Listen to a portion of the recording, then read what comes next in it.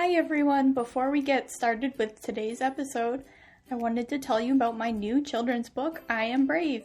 It's now available on Amazon as a paperback and Kindle ebook. I can't tell you how excited I am to have a published book about selective mutism. This project meant a lot to me, and I really appreciate all the support I got so far. I've been blown away by the response, so thank you. So I Am Brave is a story about a young girl with selective mutism. This social anxiety disorder makes it feel impossible to speak in certain situations. When she has trouble talking at school, she uses positive affirmations to stay grounded.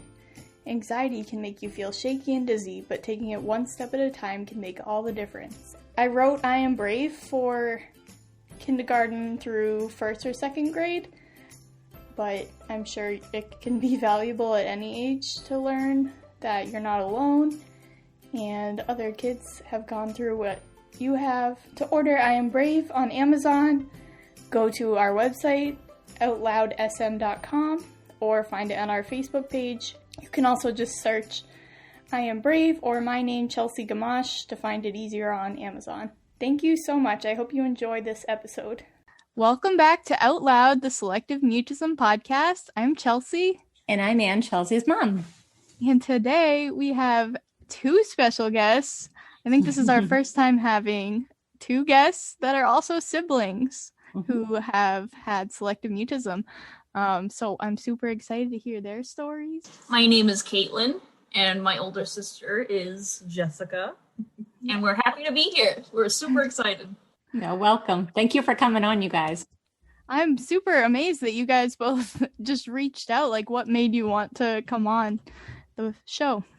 Well, I think I found you on Instagram initially, and I was like, first of all, it's so weird to hear about people that actually have it, because it was such a secluded thing back. I think it's more talked about now than it was.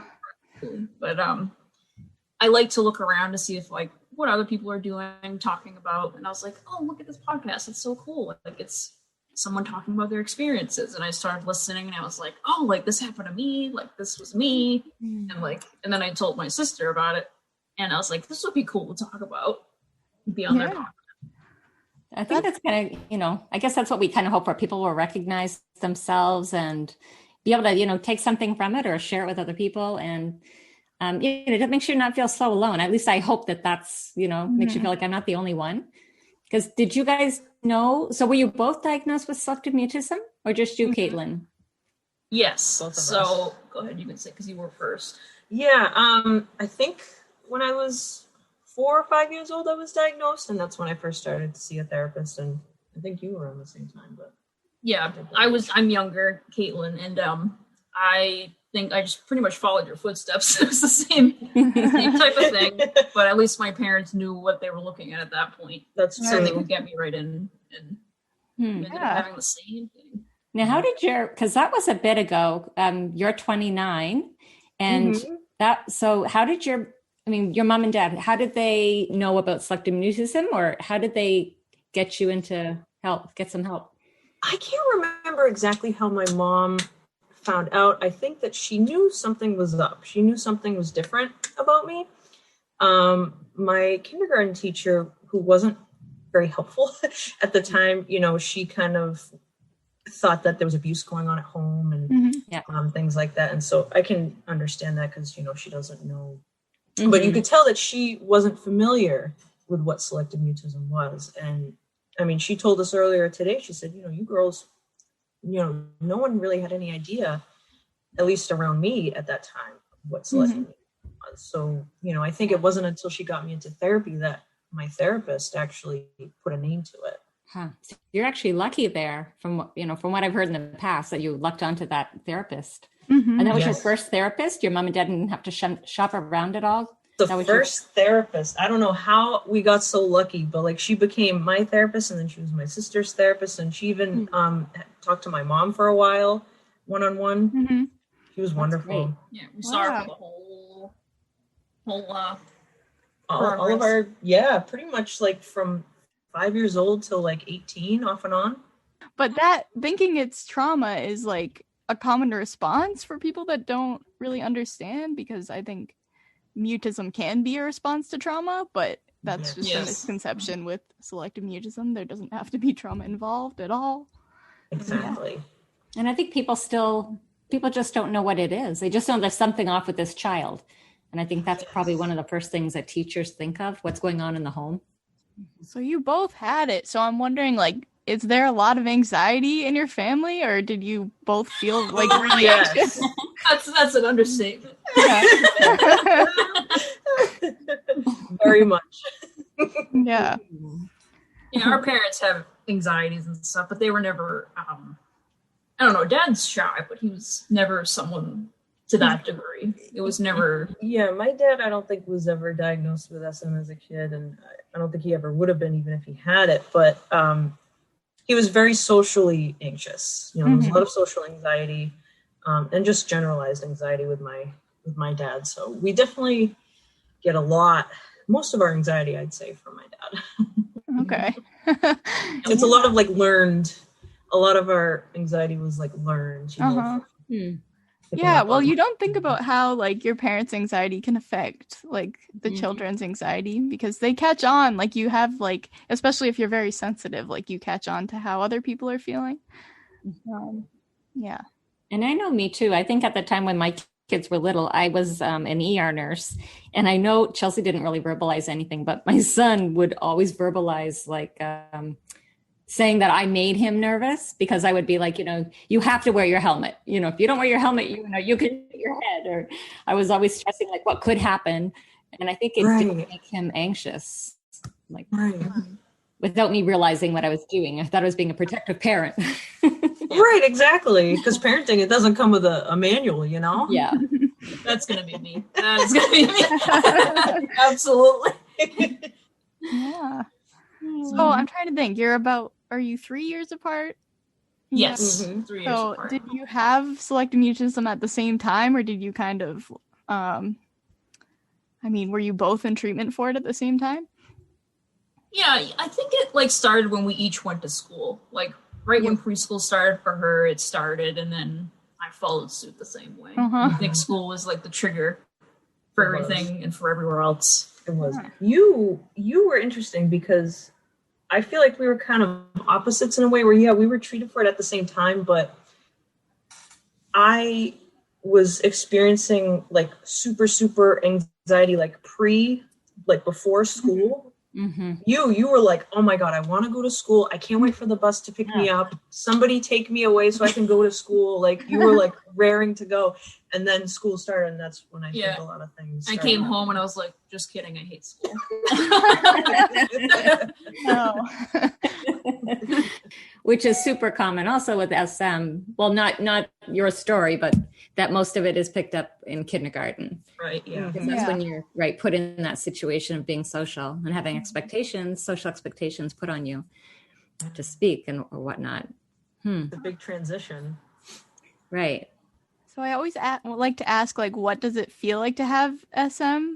What specifically did you feel in your body when you felt like you couldn't talk? Because I feel it's interesting to hear other people's. Yeah, I was telling Jess earlier, this is going to be so weird to think about because it was so long ago, and I feel like I'm terrible at remembering. Maybe I blocked it out too, who knows, because it was traumatic, but it's interesting to look back because it's been so long. But you go first, and then I'll... Oh, me? Okay. You're oldest, you can answer first. Okay. I felt like I was trapped. There was a book that I read years ago, and there was a paragraph that I had saved. I think I still have it on my phone, and it described what I had felt perfectly. And it was about selective mutism, and it kind of feels like you're trapped in your own mind. For me, I wanted to be social, and I wanted so much to be able to talk to people, but I just felt like there was this barrier, something that I couldn't put a name to was stopping me from, communicating with people or overcoming that anxiety. The anxiety was way, way too intense for me to go through in order to get on the other side to talk to people. But I wanted that very much, but I felt like I was I felt incapable and trapped. Yeah. Mm-hmm. Well, I remember a lot of the physical symptoms, the sweat and not being able to breathe, right? Like really shallow breathing. And I also remember like, I don't know if it was me. Well, obviously it was me talking to myself, but I remember just being like, okay, just stay calm. Just don't say anything and you'll be fine. Like, just don't say anything, just stay calm, and then they'll just talk for you or something like that. I couldn't even like formulate like what was like there was something wrong. It was just like, don't worry about it. Like you're just trying to get through. Yeah. Interesting. Just try to survive. I used to like the night before school, like say if it was like a Sunday night and Monday I had to go to school, like I wouldn't be able to eat my dinner. Like I wouldn't be able to keep food down. Like I would like throw up my dinner. Like I was just so nervous to the point where I didn't want to eat. Like I had no appetite and I just felt sick all the time. Yeah. I felt like that all through high school. I don't think I usually didn't eat breakfast in the morning. I felt nauseous. Yeah, you're like, oh no, food is not going to happen right now.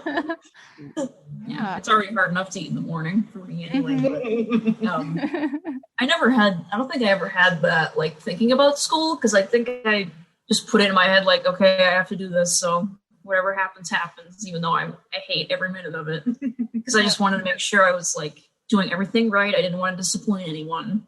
Like I was so worried about making people disappointed, like my parents, the teachers. Didn't want to be in trouble at all. So like do whatever they tell you, even if you hate it. So like school was just something I had to do, so I just forced myself to go. Yeah, I think Chelsea too was always she was a real rule follower. She didn't want to break any rules. She wanted to know the rules ahead so that she could make sure she stayed within those lines, which was good as a parent. Yeah, I was the good kid. I went to kind of like a strict like private school where if you did do something that was like against the rules, you would get called out. So obviously I did not want to get in trouble. You don't want that attention on you, and you're like, oh no. The only thing I did get a phone call from her gym teacher. Yeah, she didn't want to participate and she was sitting out, and then all the other kids thought they could sit out, so it became a problem. Oh. So how were you guys with gym?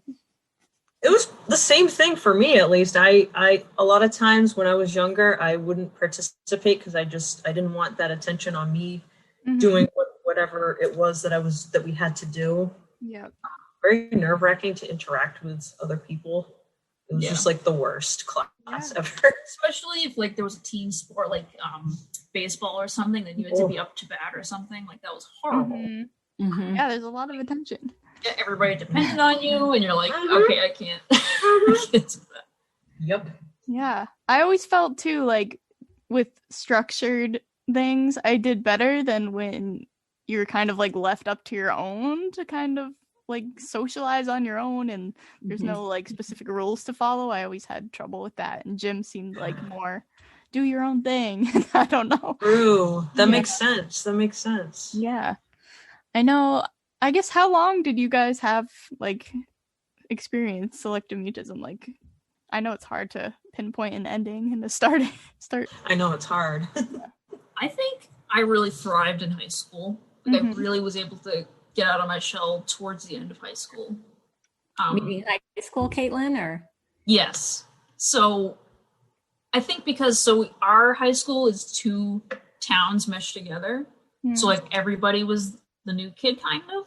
Okay. So it was much easier to mesh and talk to new people because everybody was new with each other mostly. And easier to make friends that way. And like I have a good friend who's super talkative, very outgoing, and I used her as my crutch all the time.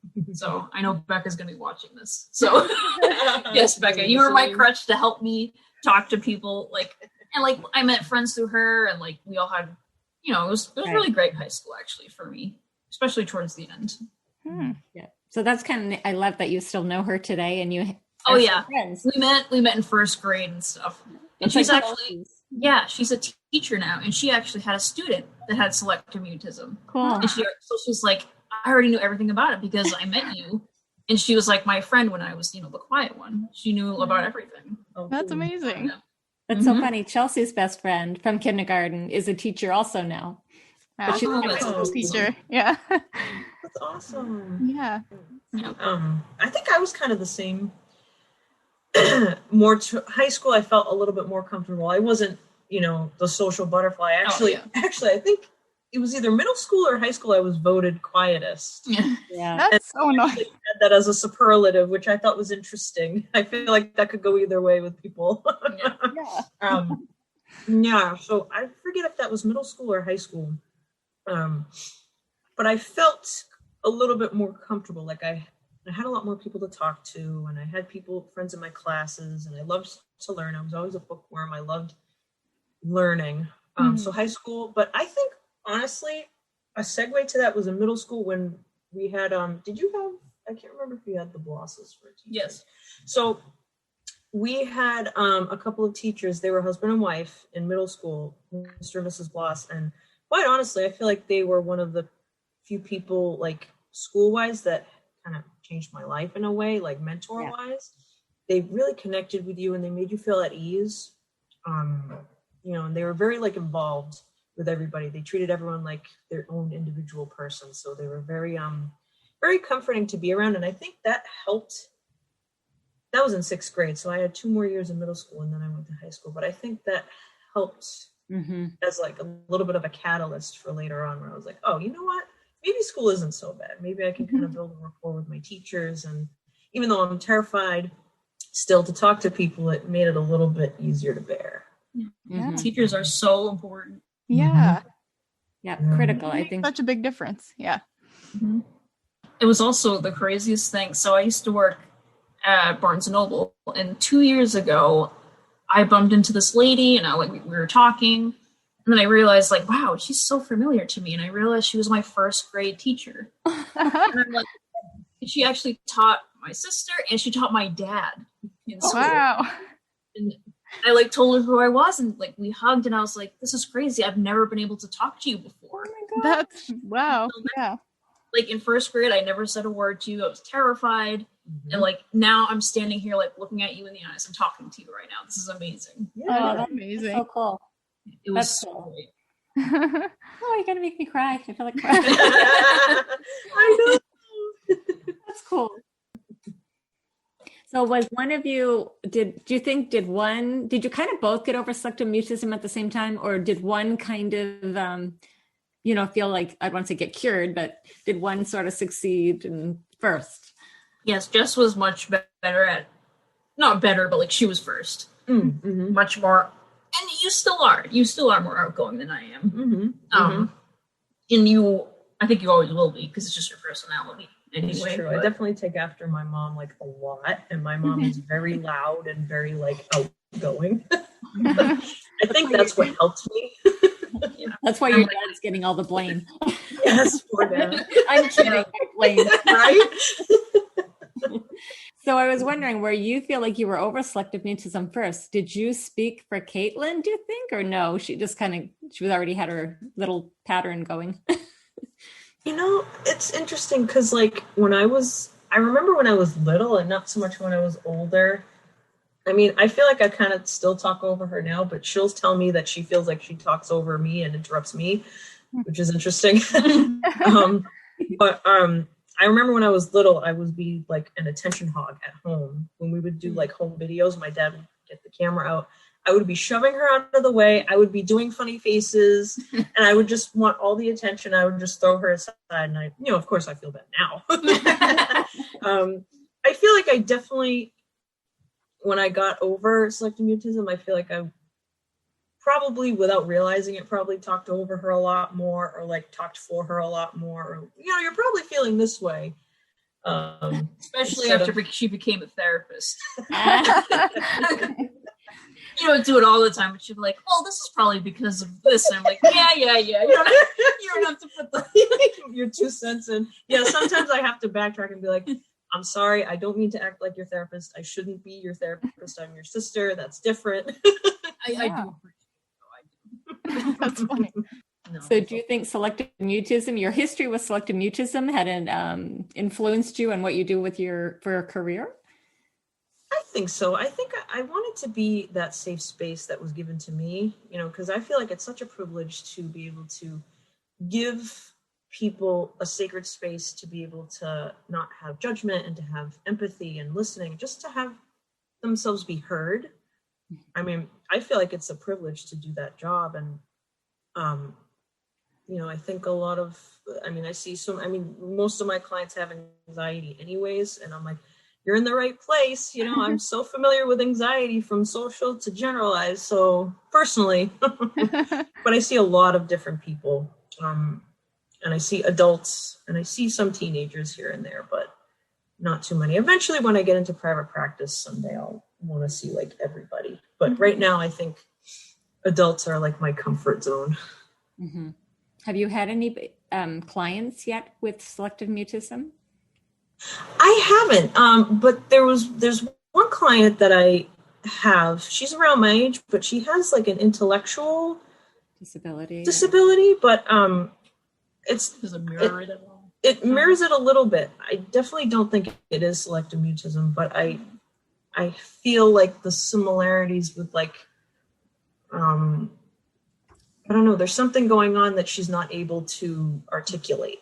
Right. Mm-hmm. Just like I wasn't able to articulate what I was feeling or thinking. Right. Yeah. Mm-hmm. And what about you, Caitlin? You're in school, are you? I am. Nothing to do with anything like this. So I'm in school for fisheries and wildlife sciences. Oh, It took me a while to figure out what I wanted to do, but finally I'm doing that. Hopefully I can be working alongside a biologist out in the field, tagging animals and stuff like that. I really love animals like bears and stuff. Are my absolute favorite. Cool. Complete different from what my sister does, but That's amazing, though. Yeah. Huh, neat. Wow. Really important to love animals, No. We need more people like that to love animals and to. That's cool that's actually like a real job. Like I know it's a real job, but I didn't know it's attainable. Like when I was little, just thinking I about watched it. Yep. Animal Planet all the time, and that's really cool. Yeah. So I guess what helped you? I like to ask that so that other people can hear what was helpful for you. Well, one thing I can think of early on is the exposure therapy. Like when I'd go to Walmart with my mom, she'd be like, okay, you can buy this Barbie, but you have to buy it yourself.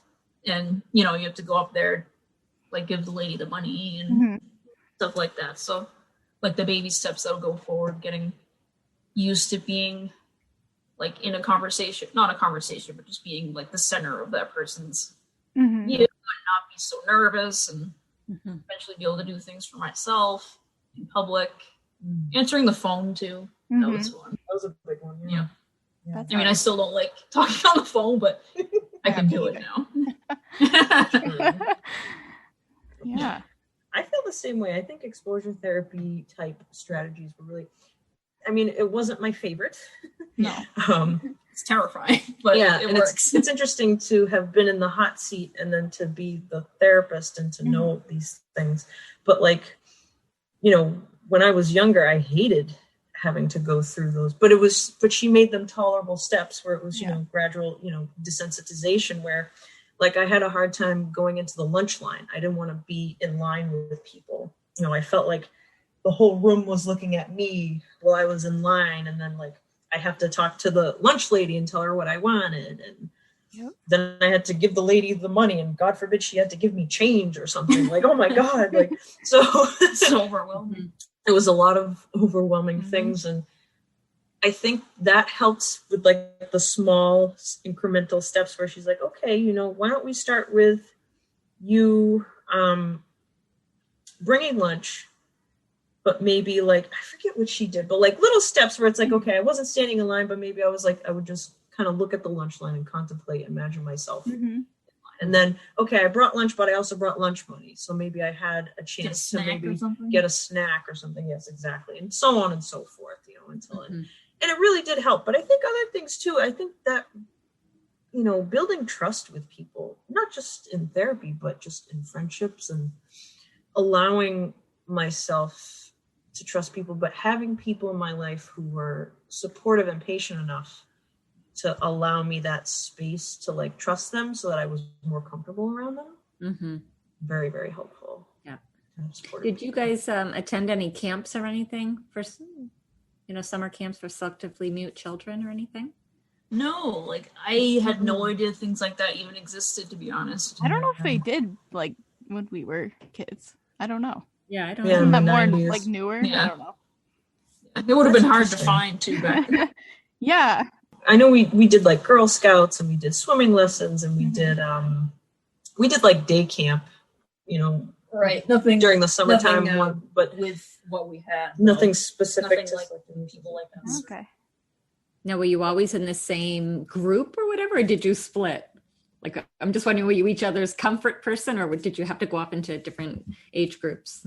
Yeah, so I was the one that I think in the beginning did more because I ended up really liking Girl Scouts despite not even talking to people. I just really liked it, and it probably influenced what I'm doing now, being outdoors and stuff for work. And Right. I really enjoyed that. My mom pushed me to do it. I didn't want to do it, but I tried it, and I really liked it, and I stayed with it like till like high school.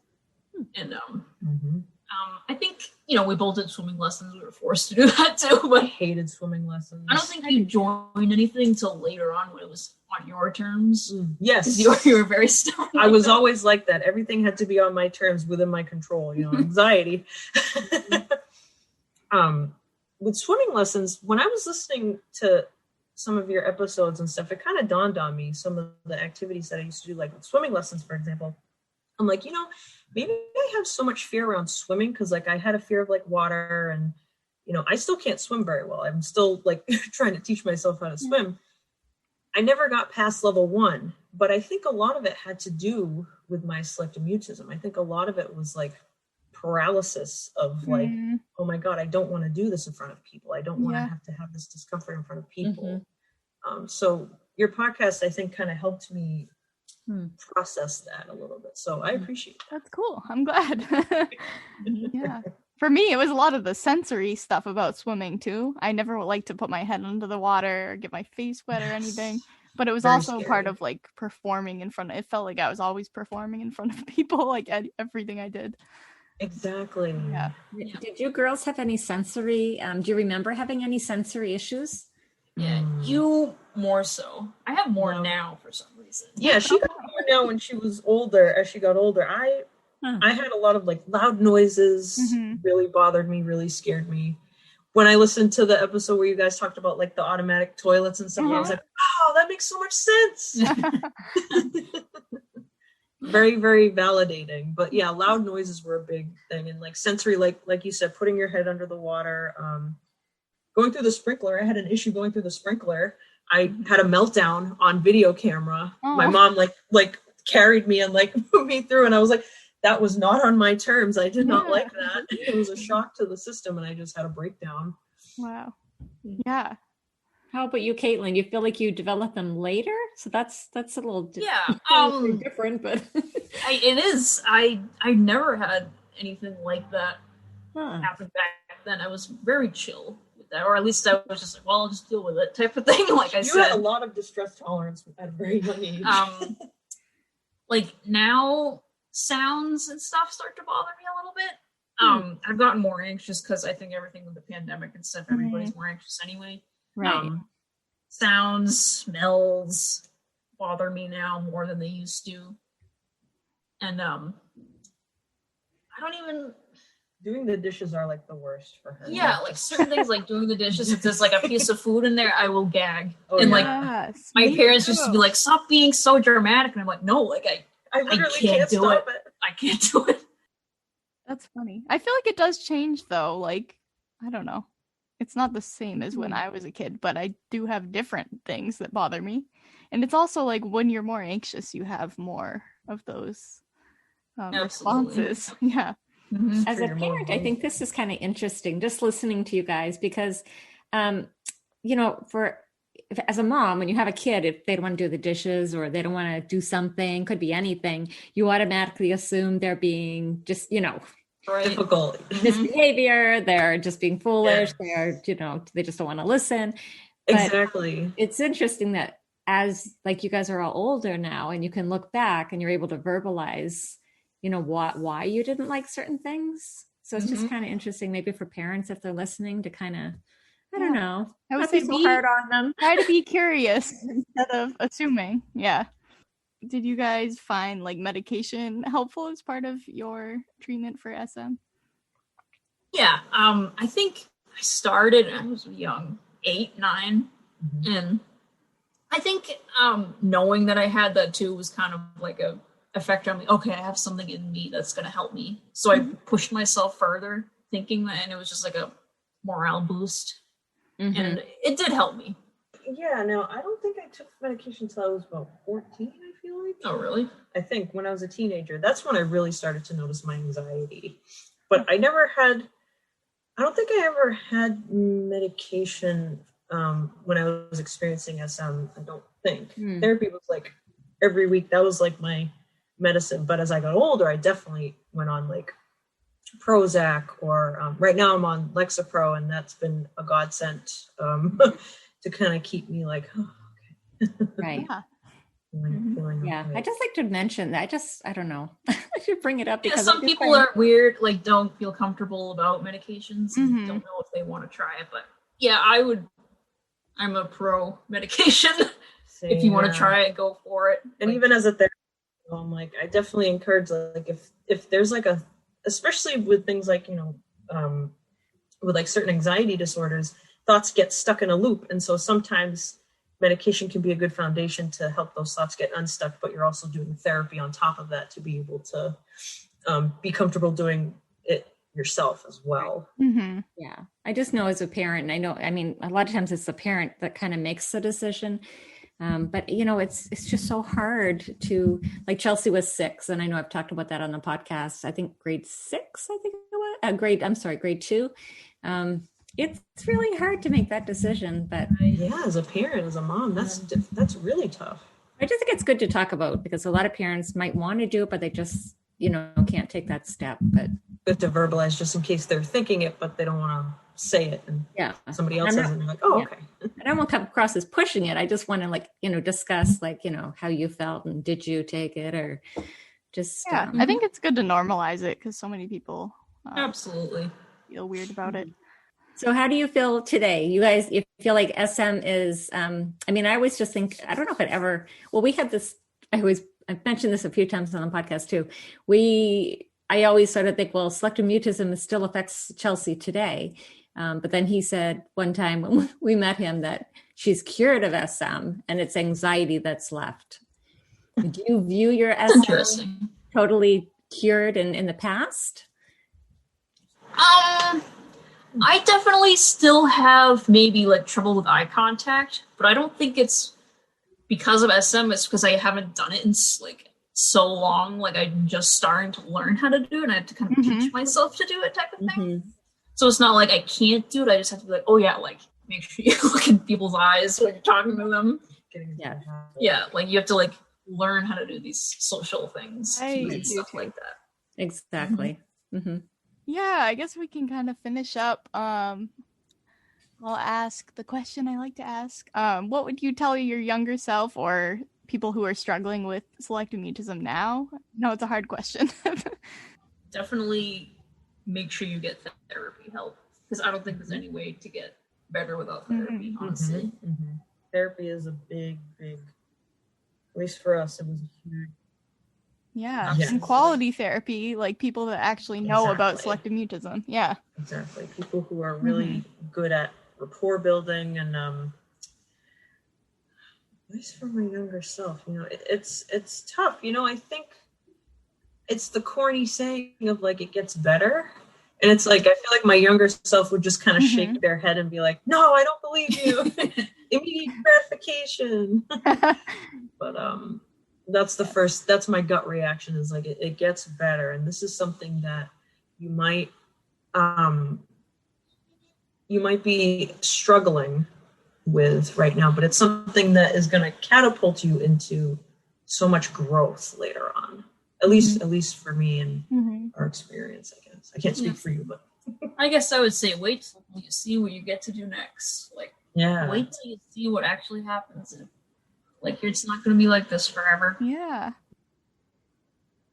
You can't really see the end when you're stuck in it. and you're just a little kid. Yeah. That's right. That's right. Exactly. Take it day by day. And look how we are. Yeah. You guys are, you wouldn't even know. Like, Awesome. you both seem pretty outgoing. Yeah. I remember, I think one class in high school, I was talking to someone during class, and like my teacher was like, "Caitlin, be quiet." And I'm like, oh, I just got in trouble for talking. That's never happened. Yeah. That was like the only time when I was like, oh my gosh, like I just got in trouble for talking in class. That was awesome. What a thrill. I do want to thank my friends that were helping me out when I was a kid, being understanding. I just love how kids are so, just like nothing's ever wrong with you. Like they'll just be So like, accepting. oh, yeah, you're quiet? Okay. Like I have a couple friends I'm still friends with now, Vic, Becca, Cassie. Like they're all friends with me when I was at that point, and like they've seen me grow, and they were with me the whole time. And you know, the friend that would just talk for you, and like it was so unproblematic for them. Yeah. Like I think that was important too Yeah. in life, having those supportive people being like, oh, you can't talk, well, I'll help you. Yeah, we were really lucky. I had a friend, so her friend Vic, her older sister was my best friend in kindergarten. She was the one that spoke for me. When I was on the bus, like if the bus driver missed my bus, she'd be like, "Hey, you missed Jess Hobart, stop." So I feel like you and I were really lucky with the friends that we got at that time. They were like our little cheerleaders, our little like moms, like they took us under their wing, so to speak. Well, thank you so much for coming on and sharing. Thank Thank you you. guys. This was awesome. I'm so Yeah, it was a excited. lot of fun. I told my boyfriend I'm going to be on a podcast. I hope you know that I'm famous. Yeah, you guys are famous now. This is so exciting. Thank you so much for having us. And being We've able to talk about we've this. never told our story before to really, to Yeah. anybody really. Yeah, it feels good. Thank you for sharing it. Yeah. It's a pleasure. It really It's was. All right. Okay. Great. Have a good night. Bye-bye. You too. Bye-bye. Bye, Chels. Bye.